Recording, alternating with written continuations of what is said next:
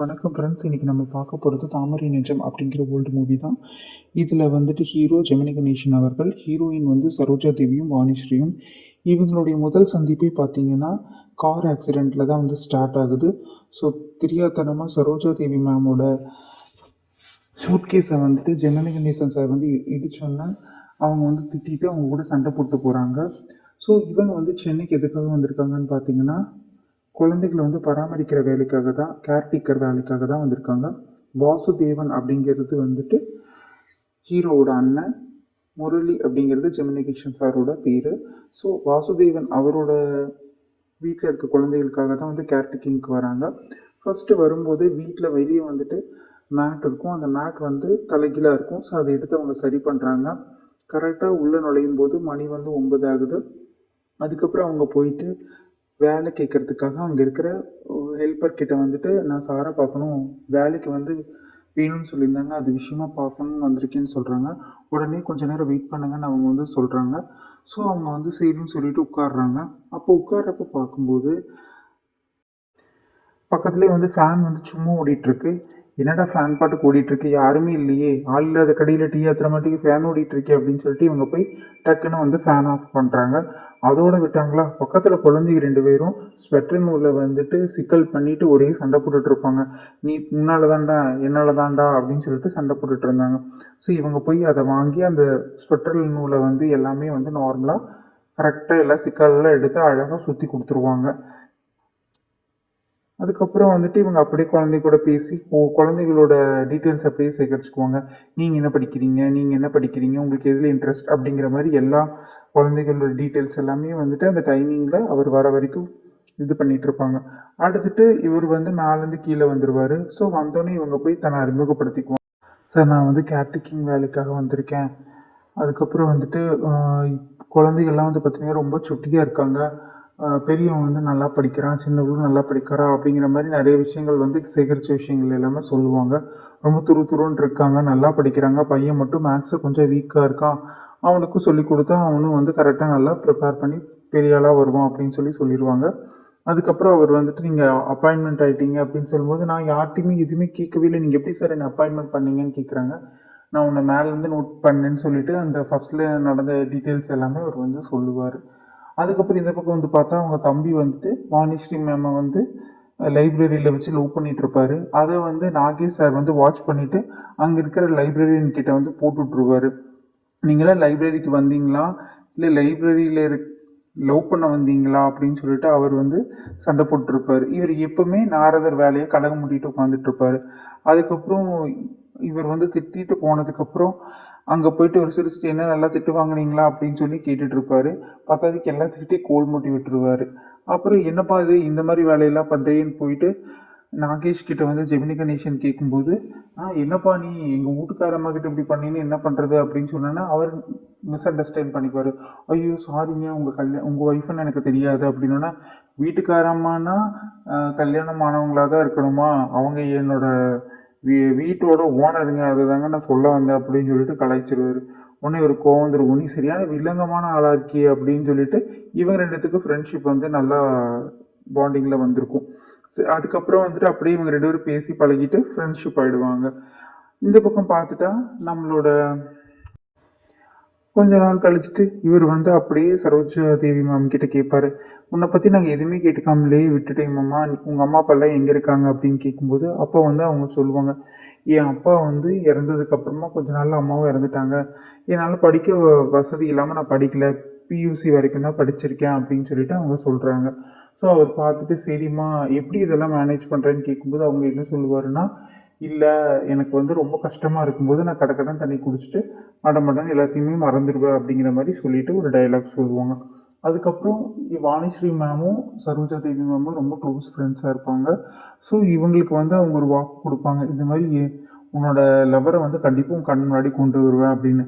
அதே சமயம் இங்கே நாகேஷ் சார் வந்துட்டு ஜெமினி கணேசன் வீட்டுக்கு போய் அவங்க கூட ஃப்ரெண்ட்ஷிப் ஆகி வேலையும் வாங்கிடுவாங்க. இந்த பக்கம் நம்ம சரோஜா தேவி மேமுக்கு வந்துட்டு ஜெமினி கணேசன் சார் மேலே ஒன் சைடாக லவ் வரும். அவங்க வந்து லவ் பண்ண ஆரம்பிச்சிருவாங்க. அவங்களோட மவுத் ஆர்கன் எடுத்து வச்சுட்டு அது வாசிச்சுட்டு ரொம்ப ஃப்ரெண்ட்ஷிப்பாக இருப்பாங்க. அதே மாதிரி சரோஜா தேவி மேம் வந்து அடிக்கடி வாணிஸ்ரீ மேமை போய் பார்த்துட்டு பேசிகிட்டு இருப்பாங்க. அப்போ வந்துட்டு இவங்க லவ் பண்ணுற விஷயம் தெரிஞ்சது இல்லையா, வாக்கு கொடுத்துருப்பாங்க இல்லையா. ஸோ அவங்க ரொம்ப ஹாப்பியாக இருப்பாங்க. எதாக இருந்தாலும் கவலைப்படாத, உன் மனசில் யார் இருந்தாலும் கண்டிப்பாக உனக்கு நான் வந்து அவங்களை கல்யாணம் பண்ணி வைப்பேன், உன் கண்ணு முன்னாடி கொண்டு வந்து நிறுத்துவேன் அப்படின்னு சொல்லிட்டு அவங்க சொன்னோன்னே சரிடின்னு சொல்லிட்டு ரொம்ப ஹாப்பியாக சந்தோஷமாக இருப்பாங்க. இப்படியே வந்துட்டு போயிட்டுருக்கும். இவங்களுக்கும் இவங்களோட லவர் யாருன்னு தெரியாது. அதே மாதிரி சரோஜா தேவி மேம் லவ் பண்ணுறாங்கன்னு சொல்லிட்டு வாணிஸ்ரீ மேம்க்கும் தெரியாது. பட் 2 பேரும் வந்துட்டு ஒருத்தருக்கு ஒருத்தர் நல்லா பேசி சந்தோஷமாக இருந்துகிட்டே இருப்பாங்க. ஆனால் அதே சமயம் இந்த பக்கம் பார்க்கும்போது ஹீரோ வந்து ரொம்ப பொறுப்பு இல்லாமல் தான் இருப்பார். ஆனால் சரோஜா தேவி மேமுக்கு எல்லாமே அவங்கள பற்றி தெரியும். பட் இவங்க வந்து எதுவுமே சொல்ல மாட்டாங்க. அவர் வந்துட்டு நானும் கொஞ்ச நாள் கழித்து சொல்கிறேன் அப்படின்னு சொல்லிட்டு இவங்களும் ஒருத்தர் மேலே விருப்பம் இருக்கிற மாதிரி அப்படியே சொல்லிட்டு அதோட விட்டுருவாங்க. அப்புறம் சரோஜதேவி மேம் வந்துட்டு ஒரு லவ் லெட்டர் எழுதி ஜெமினி கணேசன் சாரோட பையில் வைக்கிறதுக்கு பதிலாக அவங்க அண்ணன் பையில் வச்சுருவாங்க. உடனே இது எதுக்கு எழுதுனேன்னு கேட்கும்போது சும்மா கவிதை தான் சார், தெரியாமல் எழுதிட்டேன் அப்படின்னு சொல்லிட்டு சொல்லிடுவாங்க. அப்புறம் சரோஜதேவி மேம் வந்துட்டு அவரோட ஃபோட்டோவை எடுத்துகிட்டு வந்துடுவாங்க. அதே மாதிரி இவங்களோட ஃபோட்டோவை கொண்டு போய் உங்களோட புக்கில் வந்து வச்சுருவாங்க. அது தெரியாமல் அவங்க அண்ணன் பார்த்துட்டு 2 பேர்த்து ஃபோட்டோவையும் பக்கத்தில் வச்சுருவாங்க. இவங்க போய் பார்க்கும்போது நீங்களும் என் மேலே இவ்வளோ அன்பு வச்சுருக்கீங்களா அப்படின்னு சொல்லிட்டு அவங்க கையில எல்லாம் முரளின்னு பேர் எழுதி ரொம்ப சந்தோஷமாக அவங்களோட லவ்வை வந்து கண்டினியூ பண்ணிகிட்டு இருப்பாங்க. இந்த பக்கம் எப்பயும் போல் நம்மளோட நாகேஷ் சார் வந்துட்டு எல்லாத்துக்கிட்டையும் கிண்டல் பண்ணிட்டு கலகம் மூட்டிட்டு சுற்றிட்டு இருப்பாங்க. அதே மாதிரி வந்து ஒரு கிண்டல் பண்ணுறதுக்கு தான் வந்திருப்பார். அது என்ன ஆகும்னா அவங்க அண்ணன் தம்பிக்குள்ளே சண்டை வந்தோன்னே செய்தின்னு சொல்லிட்டு சரோஜா தேவி மேமும் நாகேஷ் சாரும் வாணிஸ்ரீ மேம் வீட்டுக்கே வந்துட்டு குடியிருக்கிறதுக்கு கூட்டிகிட்டு போவாங்க. ஆனால் இதில் ஒரு இது என்னென்னா, வாணிஸ்ரீ மேம் வீட்டுக்குன்னு சொன்னோன்னே ஜெமினி கணேசன் சார் வந்து சந்தோஷமாக வந்து குடி போயிடுவார். ஆனால் வந்து சரோஜா தேவி மேம் வந்து அவர் தனியாக இருக்கக்கூடாதுங்கிறதுக்காக அன்பாக கொண்டு போய் விடுவாங்க. அதுக்கப்புறம் இவங்களோட லவர் அறிமுகப்படுத்தணும்னு சொல்லிட்டு சரோஜா தேவி மேம் அவரை பாரு அப்படின்னு சொல்லுவாங்க. பார்த்தோன்னா வாணிஸ்ரீ மேம் ரொம்ப சந்தோஷமாகி சரோஜதேவி மேமை கட்டி பிடிச்சிட்டு, எப்படி நீ சொன்ன மாதிரியே என்னோட லவரை வந்து கண்டுபிடிச்சி என் கண் முன்னாடி கொண்டு வந்து நிறுத்திட்டேடி, நீ பலே கில்லாடி தான் அப்படின்னு சொல்லிடுவாங்க. அவங்களுக்கு என்ன பண்ணுறதுன்னு தெரியாமல் ரொம்ப கதறி கதறி அழுவாங்க மனசளவில். அதுக்கப்புறம் வந்துட்டு என்ன பண்ணுறது, நம்மளை அவர் லவ் பண்ணல, ஆனால் அவர் வந்து இவங்கள தான் லவ் பண்ணுறாங்க, இவங்க 2 பேரும் தான் நேசிக்கிறாங்க அப்படின்னு சொல்லிட்டு நம்ம வந்து ஒருத்தர் மட்டும் நேசிக்கிறது தப்பு, 2 பேர்த்தோட மனசுலையும் காதல் இருந்தால் தான் அது வந்து ஜெயிக்கும் அப்படின்னு நினச்சிட்டு அவங்களோட காதலை வந்து மறைக்கணும்னு முடிவு பண்ணிவிட்டு மனசுக்குள்ளேயே போட்டு பூட்டி புதைச்சிக்குவாங்க. தன்னோட ஃப்ரெண்டோட வாழ்க்கை முக்கியம், அவள் உண்மையாலுமே ரொம்ப நேசிக்கிறான், அவரும் இவங்கள தான் நேசிக்கிறாங்கன்னு நினச்சிட்டு அவங்களோட வாழ்க்கையை வந்து அவங்க காதலை வந்து தியாகம் பண்ணிடுவாங்க.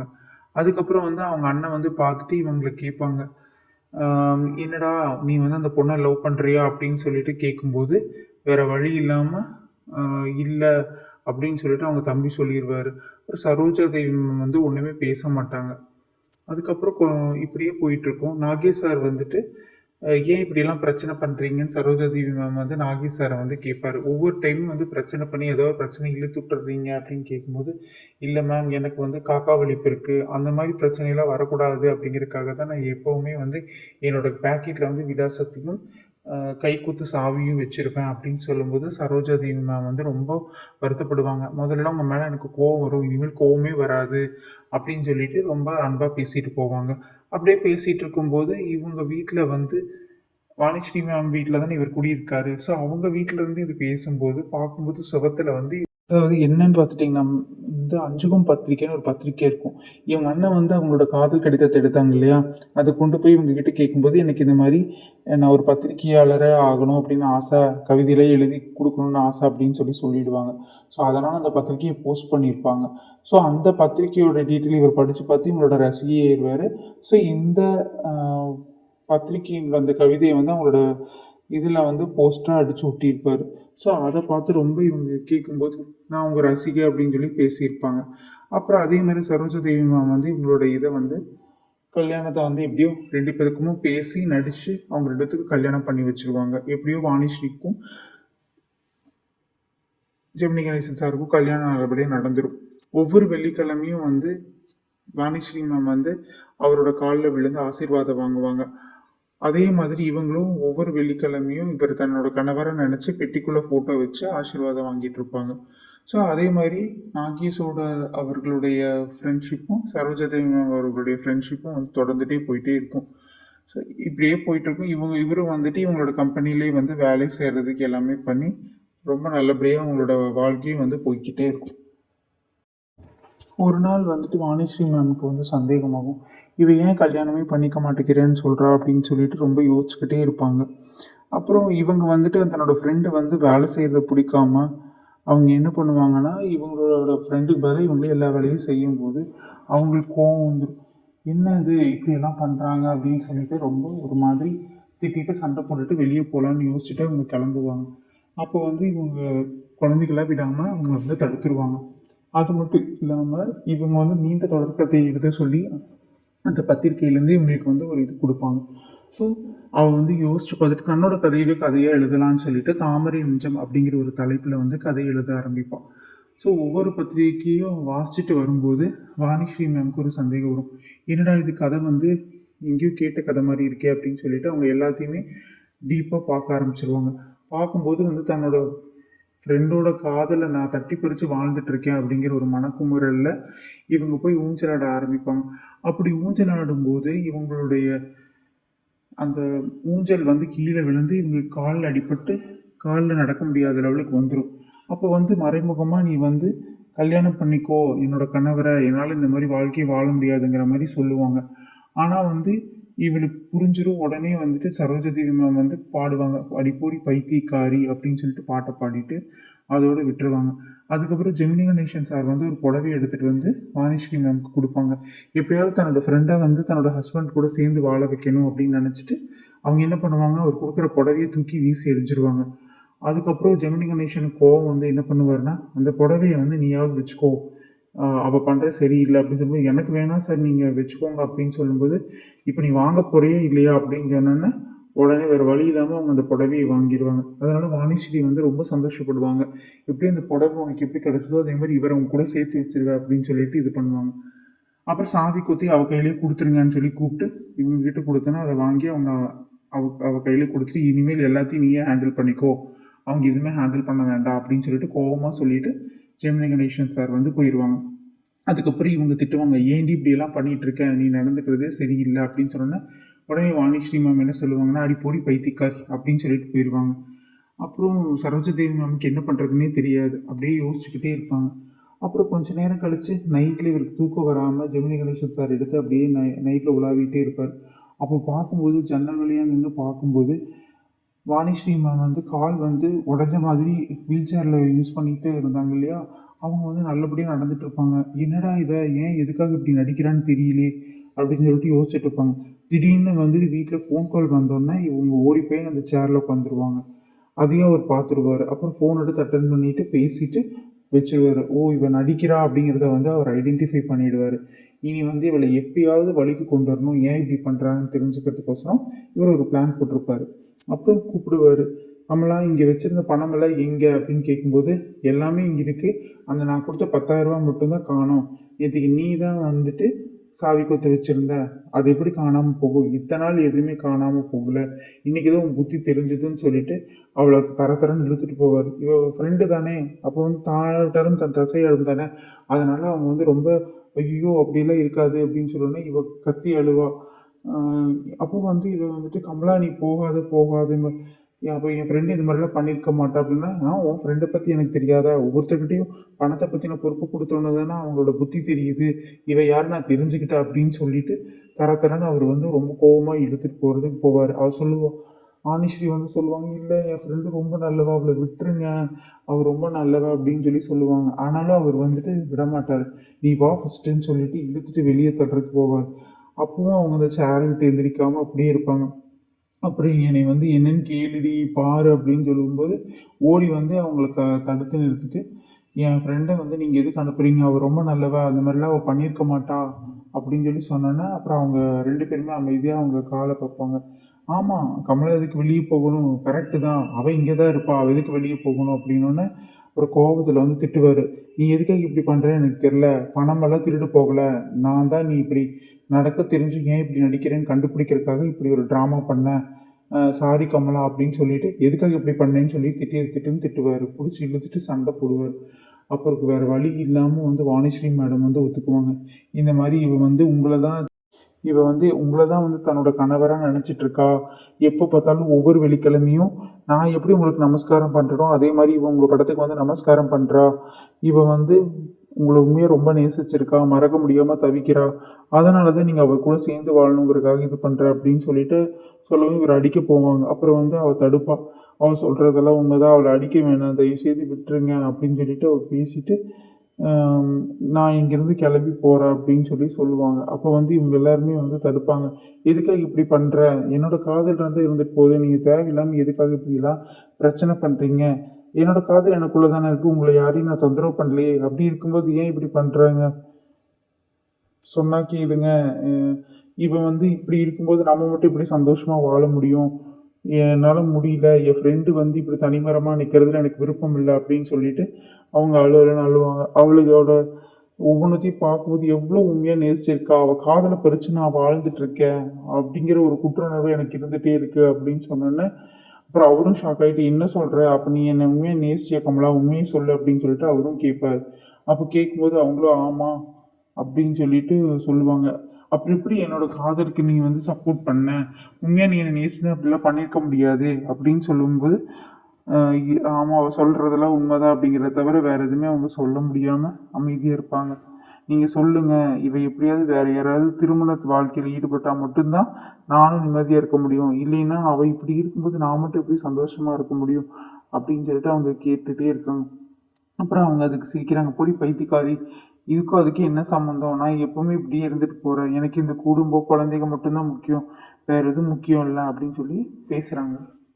அப்புறம் எப்படியோ 2 பேரும் சேர்ந்து கல்யாணத்துக்கு இவங்கள வந்து சம்மதிக்க வச்சுருவாங்க.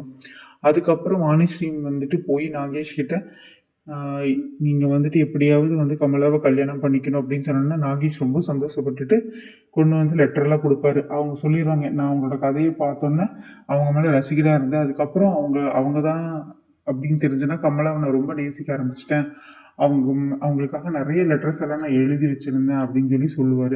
அது மட்டும் இல்லாமல் இவரோட வீட்டு சுவத்துல வந்து ஒரு பொண்ணோட படம் வந்து வரைஞ்சிருப்பாரு அவங்க அம்மாவை சம்மதிக்க வைக்கிறதுக்காக. அதுக்கப்புறம் வந்துட்டு இவங்களை பார்த்து லவ் பண்ண ஆரம்பிச்சோன்னே இவங்க படமாக வந்துட்டு நல்லா அழகாக இவங்கள மாதிரியே வரைஞ்சி வச்சிருவாரு. ஸோ அவர் சொல்லுவார், நான் வந்து ஒரு சாவி கொத்துக்காரன், என்னை யாரும் வந்து கல்யாணம் பண்ணிக்க மாட்டாங்கன்னு தான் நான் இவ்வளோ நாள் அமைதியாக இருந்தேன், ஆனால் நீங்களே வந்து கேட்கும்போது கமலாவை கல்யாணம் பண்ணிக்கிறதுக்கு எனக்கு ரொம்ப சந்தோஷம்தான், ஆனால் அதுக்கு முன்னாடி ஒரு விஷயம், எப்படியாவது எனக்கு வந்துட்டு ஒரு நல்ல வேலையை பார்த்து கொடுங்க, எனக்கு அதுவே ஒரு பெரிய விஷயம், வேலையில்லாமல் இருந்தால் யாரும் மதிக்க மாட்டாங்க, கமலாவுக்கும் அது அசிங்கம் தானே அப்படின்னு சொல்லி சொன்னோன்னே வாணிஸ்ரீ சொல்லிடுவாங்க, கண்டிப்பாக எல்லாத்தையும் ரெடி பண்ணிடலாம், வேலையும் உங்களுக்கு நான் அரேஞ்ச் பண்ணிடுறேன், ஆனால் அது வரைக்கும் இதை பற்றி நீங்கள் எந்த மூச்சும் வெளியே விடக்கூடாது அப்படின்னு சொல்லி சொன்னோன்னா இவரும் கண்டிப்பாக சொல்ல மாட்டேன் அப்படின்னு சொல்லிடுவார். ஒரு 2 நாள் மட்டும் வெயிட் பண்ணுங்க அப்படின்னா 2 நாளா அப்படிங்கிற, ப்ளீஸ் 2 நாள் வெயிட் பண்ணுங்க, உங்களுக்கு எல்லாமே நல்ல விஷயமா நடக்கும் அப்படின்னு சொன்னோன்னே அவரும் சந்தோஷப்பட்டுட்டு என்னோட விஷயத்த நான் யார்கிட்டையும் சொல்ல மாட்டேன், மற்றவங்க விஷயத்த தான் நான் சொல்லுவேன், நாரதர் கழகம் நன்மையில தான் இருக்கும் அப்படின்னு சொல்லிட்டு அவர் சொல்லுவார்.